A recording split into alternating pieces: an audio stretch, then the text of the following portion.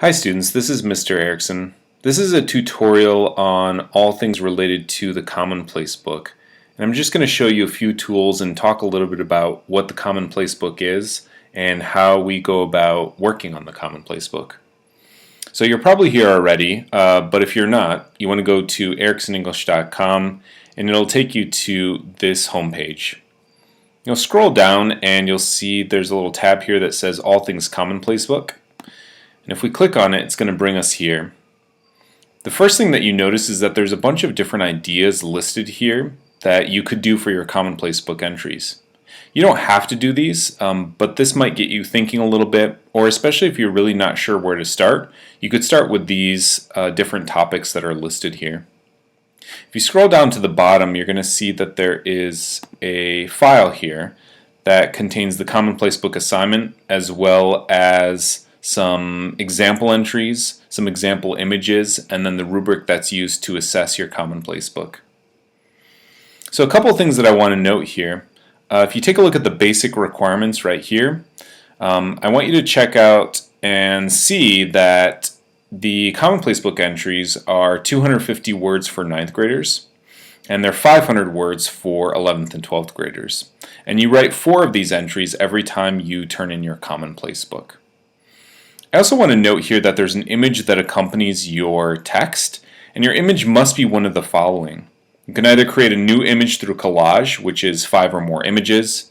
You could thoughtfully alter an image, which might include a speech bubble or cutting it or adding drawing over top of it. Or you could also create a diagram and show some type of relationship, and we'll take a look at some of the example images in a little bit here. Also note that you'll be able to choose a lot of the entries that you write about. Usually you'll choose 3 entries and I'll choose 1 that will be required. I'll make sure to give you that required entry ahead of time, and I'll also post it on the class website. Please note as well that you should take time to make sure that your Commonplace book is well constructed, that you take your time. You can either neatly write in your Commonplace book, or you could type and then paste or tape in your entries. Also, just make sure that when you're assembling your Commonplace book that it's your best work and that you've taken time to make sure that things look good. If you scroll through, you'll notice that the next page is all about the difference between description and analysis. One of the big things to focus on with the Commonplace book is making sure that writing is analytical in nature. Really, the topic is up to you, but one of the big goals is to make sure that our writing is moving past description or summary, and that it's getting into the realm of analysis. We'll do this activity in class, but know that if you're gone on the day that we go over this, you can take a look at this worksheet and then try some of these out here at the bottom. If we scroll through a little bit more, you'll see that the next page is the rubric that's used to assess your Commonplace book. You actually get 2 grades for your Commonplace book. The first grade is a grade for completion. If you do all 4 entries and you do all 4 images with your writing, you'll get 25 out of 25. The second grade comes from one of your entries that's selected and graded based on its content, and I provide comments for you as well. Oftentimes I'll choose that entry, and there will definitely be some times where I'll let you choose the entry that I grade as well. I provide you comments which will be in the back of your Commonplace book entry where we'll keep a log, and I'll write out the things that you're doing well, the things that I want to see you work on, and then I'll pose you a question as well so that we can engage in a dialogue about your topic.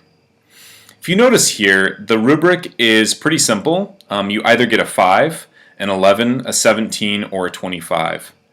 And if you take some time to read the narratives here for this rubric, you can really get a sense for what an excellent Commonplace book entry is going to do.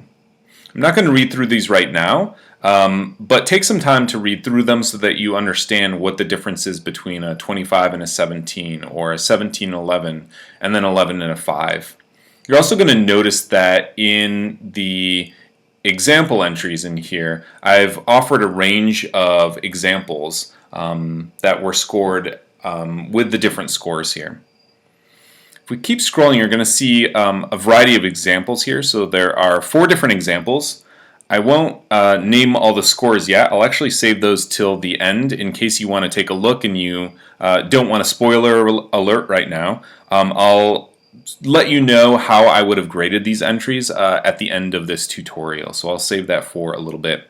So if you scroll through, you're going to see that there are 4 example entries here.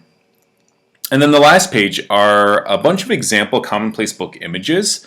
And really the key with the image is that someone should be able to look at your image and take a pretty good guess as to what the writing might be about. So I'll just show you a few highlights here. So if you take a look at this one over here, you'll notice that this student has made a diagram. And so you've got this human plus this cigarette equals RIP. And so you're already getting a sense that this is probably about smoking cigarettes. You also have this image here of CVS. And so I'm getting the sense that this might be about when CVS pulled all of their cigarettes from their stores and they stopped selling cigarettes. And so my guess is that this student is actually writing about cigarettes and thinking about that concept of how it relates to health. If we scroll down a little bit, we're going to notice this one. This one is one where the student has altered the image. So you notice that they took the Apple logo here and they added this little sword. And then we've got the Android logo, and the Android logo is also holding a sword, and they're battling for what looks to be some type of house or home. And so my guess is that the student was writing about how Android and Apple are kind of fighting for a space in someone's house. And so we have things like iPads coming out and all of these different technologies that are vying for a spot in someone's home. Then if we take a look over here, we see that this one is an example of a collage. So this student has taken a bunch of different images and assembled them together.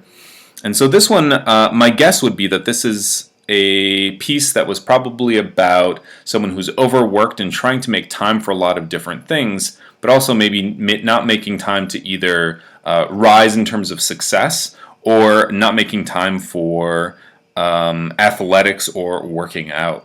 So we can get a sense for what the student was probably writing about based on these images. So this is just a really quick tutorial going over some of the rough basics of the Commonplace book. Again, you can see the example entries. I would read through those. I'm going to give you those scores right now, so in case you were reading them and want to guess how I might have assessed them and where they fall in terms of that rubric, I'll give you those numbers right now. So if you were looking at example number 1, example number 1 would have scored a 25 out of 25. And just take note that that entry was a 500-word entry, so that would have been assessed for an 11th or 12th grader. If you take a look at entry number 2 would have gotten a 17 out of 25. And again, that one was assessed as an 11th or 12th grade entry of 500 words.